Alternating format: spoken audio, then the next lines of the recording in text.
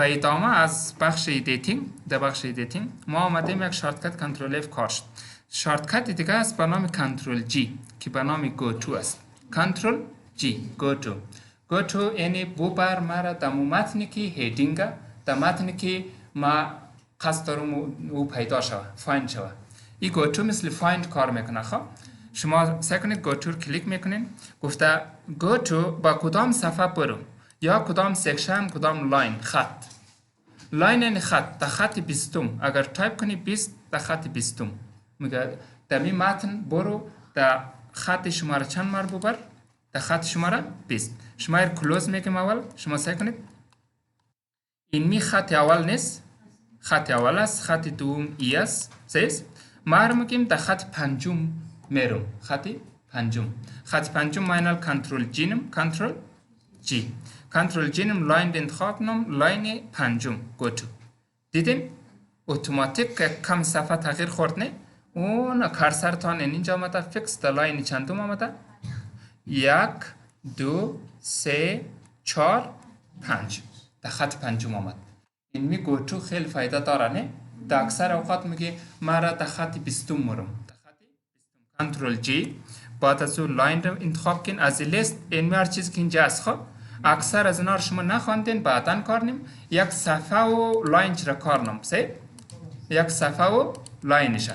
صفحه را که بگیم در صفحه دوم، ما میخوایم صفحه دوم برم. این گو تو فیکس در صفحه چندم آمدیم. این شما سعی کنید در صفحه دوم هستم. این صفحه دوم است. این که در پایین هم گفته صفحه 2 از 3. 2 از 3 نی مجموعاً چند صفحه دارم؟ 3 صفحه. فعلا در کدام صفحه؟ دوم. امی آسان بود نه؟ شارتکت کنترل جی. مایم در لاین، میگیم در لاین خط 20 مرا ببر، خط چندم؟ 20. اینال گو تو بگین، سریع وانا در خط چندم آمدین؟ 20. اینی شارتکت دو دانا یک پیجش کار کردم، یک لاینش امی خس کافیه. فقط ریپلیس مانده. ریپلیس این اینجا است. سه شارتکتش کنترل اچ است. شارتکتش کنترل اچ. سعی کنید ما اینال از کیبورد در می حالت کنترل اچ فشار میتیم. میگه اول برو یک کلمه رو پیدا کن مثل الیمنت. مثل چی؟ اون الیمنت رو دیدن نه؟ این میر میگم جایگزین کو با پراپرتیز یا یک لغت آیتم. چی؟ با آیتم. با چی؟ یا میگیم با احمد جایگزینی که شما واضح بفهمین نه؟ اول میگیم elements اس هم داره. میگیم elements رو پیدا کو. سعی کنید ای پیدا کرد نه؟ چند این فایند شد. این نو میگیم element پیدا شده.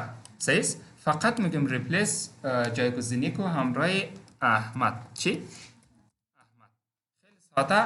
اگر ریپلیس حال بگوین تمام میشه. اگر ریپلیس یک بار بگوید یک دانش ریپلیس میشه، جایگزین میشه. ما ریپلیس آل گفتم. چند دانه ریپلیسمنت شد؟ یک دانه. و 6 در مسیج بعدی آمد گفت 6 دانه ریپلیسمنت اجرا شد. 6 دانه جای بدل شده. در جایی که الیمنت بوده چی هم دیالی؟ اون شما سعی کنید احمد آمده. این کنترل بی بولد کنید. فهمیده شد؟ اینا رو چیکار کو؟ میگیم تمام اونایی که احمد است رو پیدا کو. چند دانه احمد در متن ما است. شارتکت کنترل اف. همون چی تایپ نم احمد. حالا چند دانه احمد است؟ 6 دانه. میگیم این 6 دانه را خیلی سریع با محمود یا با علی جایگزین کنیم. با علی چی کار میکنین؟ ایر کلیک میکنیم. کنترل اچ میگیم احمد که پیدا کردی امورا جایگزین که با کی؟ علی یا محمود. صحیح؟ این می ریپلیس آل میگیم. اینی مسیج ما چند دانه اجرا شد؟ 6 دانه. یعنی صفحه کوچیک که میگه 6 دانه جایگزینی صورت گرفت. خیلی ساده آسان نه؟ اینال شما در هر جایی که اینال کنترل اف کن میخوای کیر پیدا کنی؟ اینال احمد یا است یا نیست؟ او چون حذف شد دیگه. جایش کی آمد؟ علی آمد. اینال که علی بگو نه 6 دانه تایپ شده نه؟ ریزالت 6 دانه اون جای احمد علی آمد. آسان نبود؟ این می شارتکت ها کلان بلد شدین. ای ام در صفحه ورد کار میتا، ام در صفحه پاورپوینت، ام در صفحه اکسل. کنترل اف، کنترل همراه اف. خب ای کار شد. شما آمدین چیکار کردین؟ این ریپلیس را اجرا کردین. حالا سلکشن یا select یعنی select all، تمام متن